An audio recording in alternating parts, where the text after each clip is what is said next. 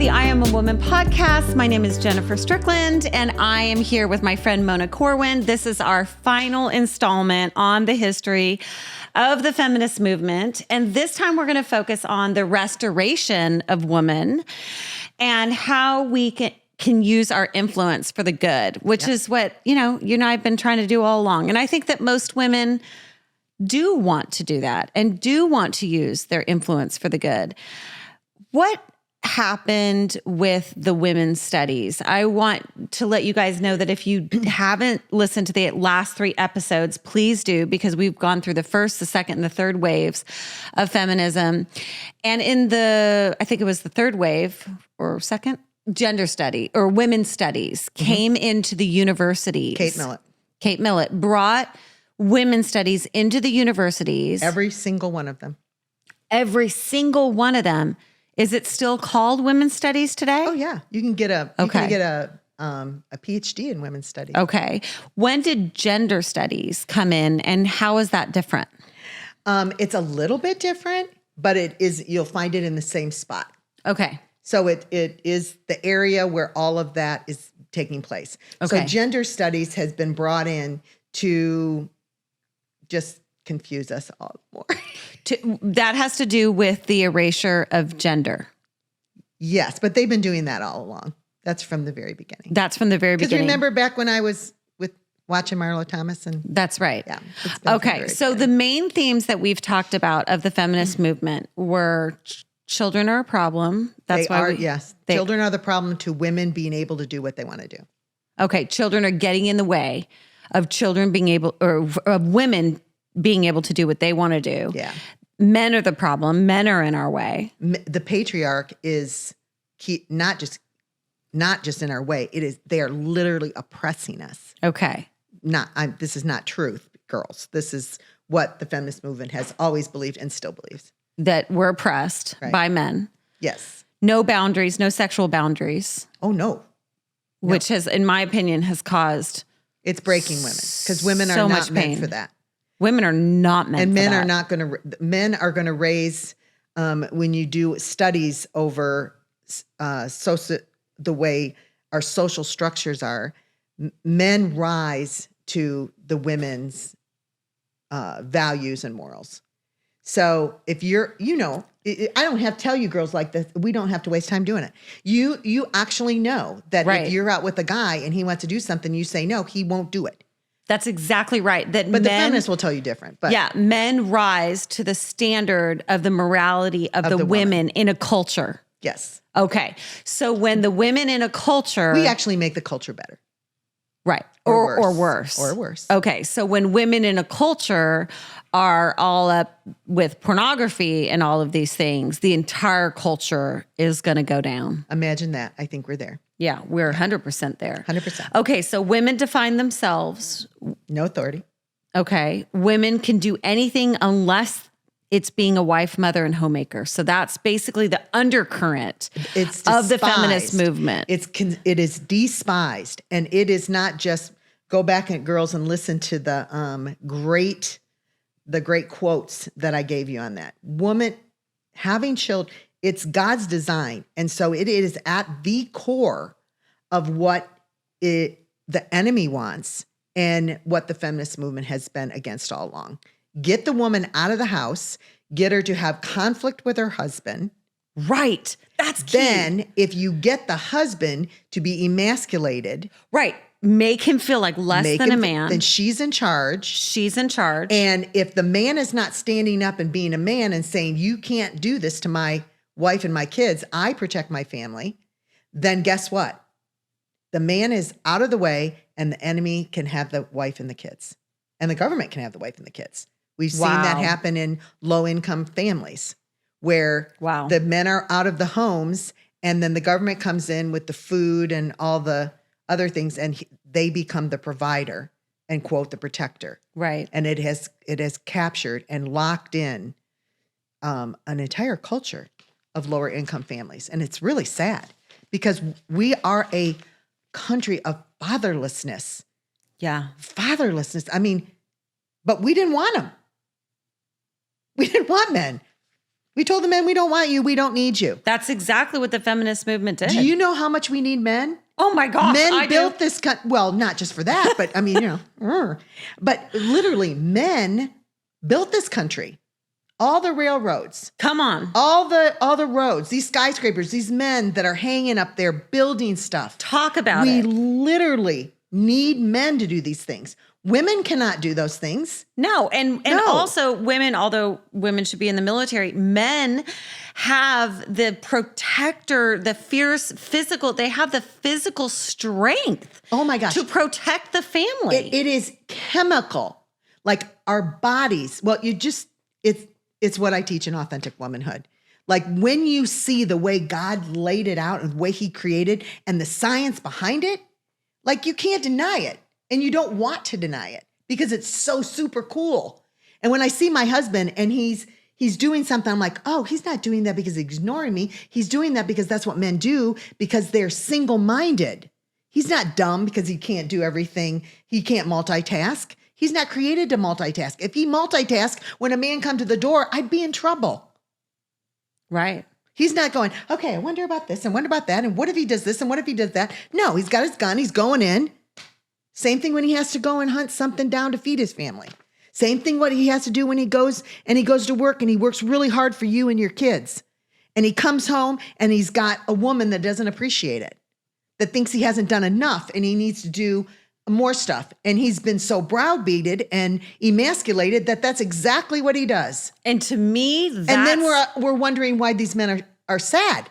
Well, because that's toxic. What's toxic, femininity, is the woman who makes her husband feel like that. That's toxic. It is. But you don't have to be that. You can be an authentic woman and not be like that. You have a choice. Yeah, you have a choice. Okay. So and it's a good choice. So we're going to talk about the lies and the truths of the the feminist movement. So I'm going to name the lie and you're going to name the truth. Ready? We're going to play a game. Okay, go. Okay, lie. We define our own truth. We define who we are, who men and women are. We define it. Yeah. Truth? No. That's the answer. No. I wrote it down. The truth is it's God's truth. And it starts in gender in Genesis. And here is just a little tidbit I threw my paper again. The really cool thing is that when God created man and woman, he created them equally loved, equally valued. That's right. Equally made in the image of God with gifts and talents. That's right. To bless the world that is out there through their gender. Do you know that of all the things that God could have called his creation of man and woman in Genesis, we're on 2, he used our gender to describe us, male and female. I know. It's actually beautiful. It is so important to the Lord. Moms, again, women, again, I encourage you to wrestle with this feminist stuff. Wrestle like I wrestled. And you might just come out and go, hey, I didn't know this about this, or I didn't know this about this, or I still might kind of believe this. But take the time and wrestle with it. You're going to learn some really cool things about how God created us as men and women. So he created us equal, but different. Yeah. And the different is on purpose. The differences between us are distinct. Yeah. And it's a beautiful thing. It's a beautiful thing. It's like I've been teaching on the podcast, the Hebrew word for man means hands on fire. Oh, I love it. And the Hebrew word for woman means breath on fire. Well, watch out. So Our we breath can be on fire. You can have some fiery breath. You can have the voice that brings life and hope and revelation, or as a woman, you can tear him down with your words, just as a man can tear us down with his hands or build us up with his hands. That's beautiful. I love it. Right? Well, there's a scripture. It is actually another one of my favorite scriptures. I had it around this house somewhere. It is Proverbs 14:1, and it's a wise woman builds her house, but a foolish one tears it down with her own hands. With her own hands. And the minute when I heard that, I was in church one day, and it wasn't a sermon about anything, but the man just said it. The pastor just said it. And I got a lump in my throat. It was about the time of my son's nursery with the making it gender neutral. And I remember that lump. I'm tearing my home down with my own hands. Right. I've done it too. What in the world? It broke me. Yeah. It broke me. I'm like, I'm going to figure this out. That's right. I'm going to learn how to be a woman that blesses, and I'm not going to be selfish. I'm going to be selfless. Loving sacrifice is not considered valuable in the feminist movement.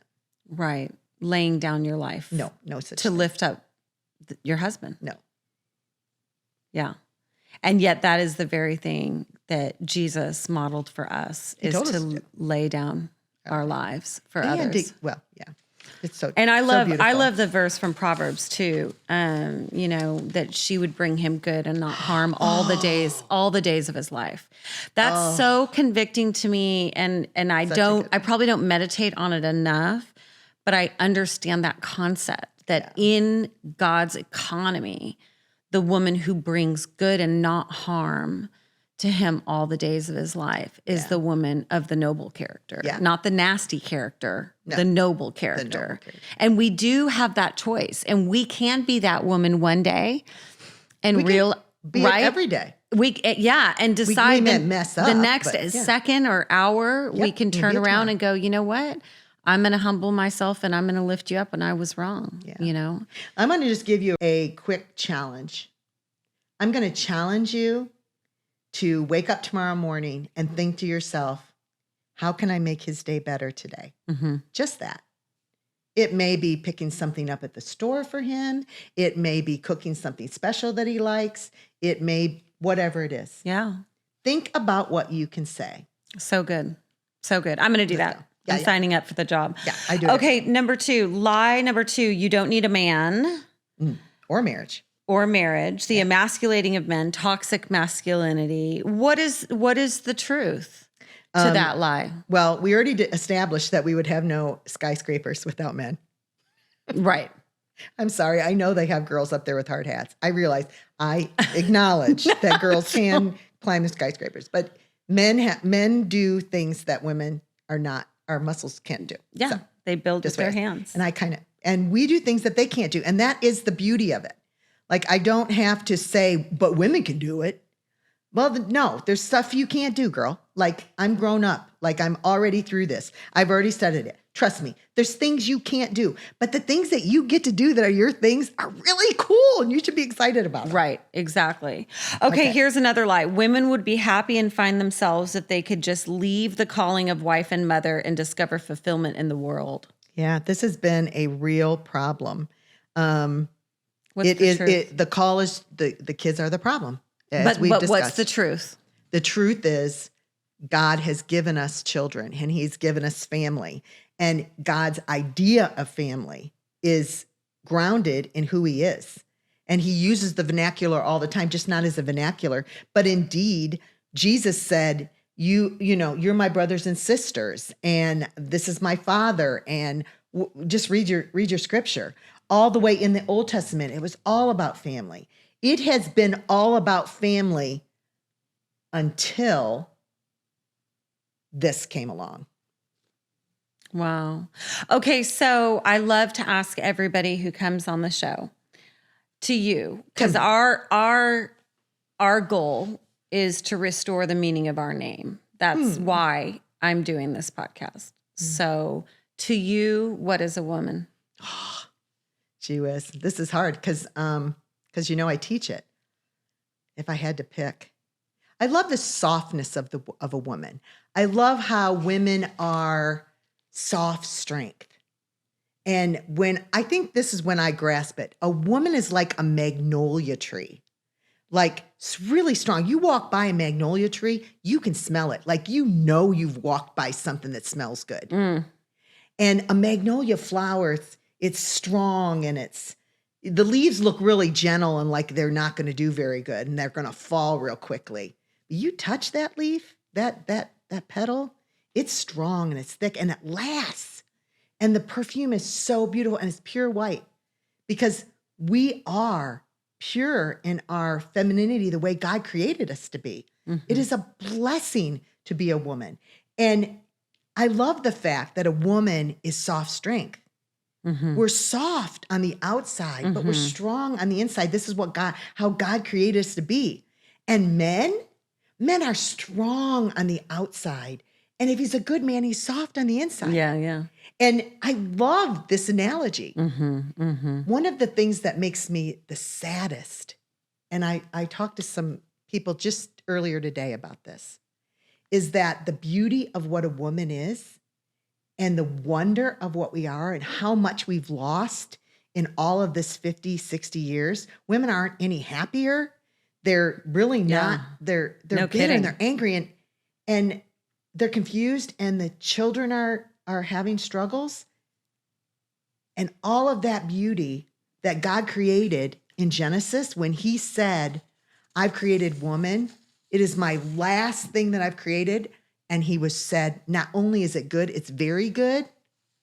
That very thing, us, you, Jennifer, me, all of the women, you that are watching, the enemy is using God's most beautiful thing against him and his children, his men, and generations to come. And I think that because of the value that we have as a woman and the influence that we have as women and the gentle softness that we have as a woman, I think it is worth wrestling through this and finding out what lies we've believed because we have believed lies, what things we've taken into us, that ways that we're not reflecting the beauty of a magnolia and we're not reflecting it.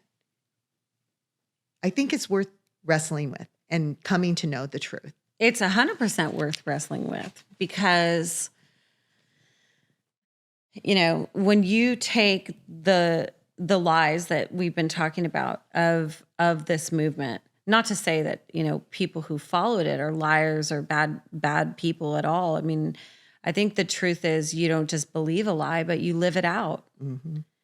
And if you believe the lie that children are disposable in the womb, you're going to believe that their life is not valuable and worth protecting outside of the womb. If you believe that a man can be a woman and a woman can be a man, you're naturally you've exchanged the truth of God for a lie, basically.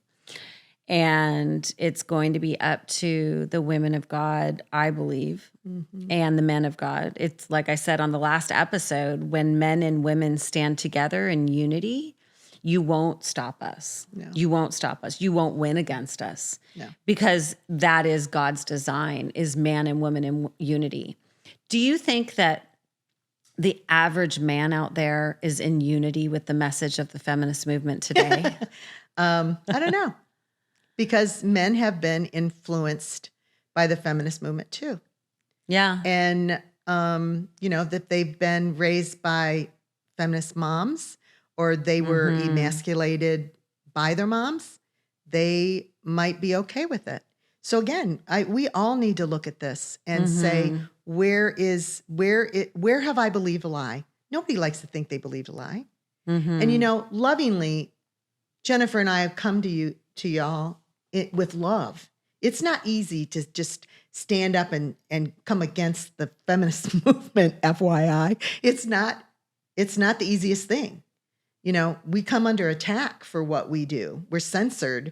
We're canceled. Oh, yeah. Like I just got canceled again on Instagram. So, again, like, I got 300 people like, come join me. Like, keep seriously. getting canceled. They keep taking her down. What can we do? But it's okay. But the point is that we can make a difference in the world. We can make that switch and that change. And I think as women, we get to do it. We want to hear the good news? Yes. Okay, here's what I'm seeing. Now, I am a coach to moms. So I help moms with their marriages, their mothering. I love it. Cooking. So good. All this fun stuff, right? So I'm seeing a trend Yeah. that I've been seeing now for a good 5 years. Good. Career women are coming home. That's where they need to be. Well, Especially they're coming with the home. screens. Where you got the kids on social media. Mama's got to be home. Well, they're coming home, but the reason they're coming home is they climbed a corporate ladder. I'm very capable. Right. I've done all that I want to do, and now I want to have a baby. Some of infertility is definitely a problem because they've waited so long to have their babies. But when they get home, they are like, I want to do this, and I have a MBA. Like, I'm pretty sure I can handle a kid. And they're getting home and going, oh, maybe I need to find a mentor. Maybe I need some help. Yeah. But I'm seeing that these women are coming home, and they're coming home for all the right reasons. And there is a movement of women that are saying, hey, I'm feminine. I am not a feminist. I'll guarantee you in 2010, when I went out on the streets with a microphone and asked women, what is femininity? Ruffles, nobody could tell me what femininity was. They couldn't tell me that it was the essence of what a woman was. And I wasn't doing like Matt Walsh by saying, what is a woman? But they didn't know that either. And I was shocked that they didn't know this awesome thing that's inside of them. Yeah, They didn't because know. we are the one that sets the tone for the atmosphere. And we have a tremendous influence. We have to remember too that anything that separates man from woman and families and children is not of the Lord. Yeah. That Let me read this quote. You're going to love this quote. Read it, 'cause I know we're done. and then we are going to wrap it up Yeah. because this has been amazing. We've had so much fun with this. You with Okay. all your papers. No, I love it. Okay. I've got 2 quotes. The first one is from William Ross Wallace. The hand that rocks the cradle is the hand that rules the world. That's right. You may have heard that one. But how about this one from David O. McKay? The home is the first and most effective place to learn the lessons of life. Truth, honor, virtue, self-control, the value of education, honest work, and the purpose and privilege of life. Nothing can take the place of home in rearing and teaching children. And no other success can compensate for a failure in the home. That's the perfect way to end it. I knew you'd like it. I love it.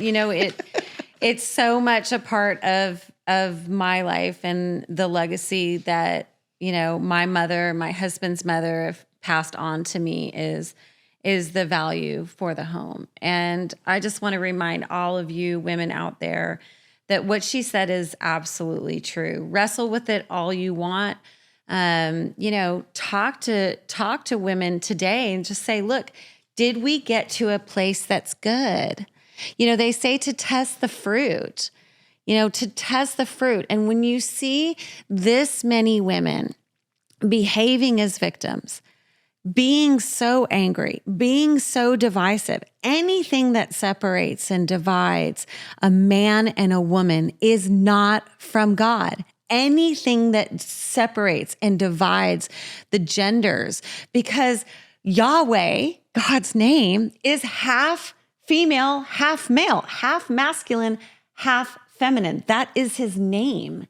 And so we are made in his image, and we only find the fullness of who we're created to be when we're united.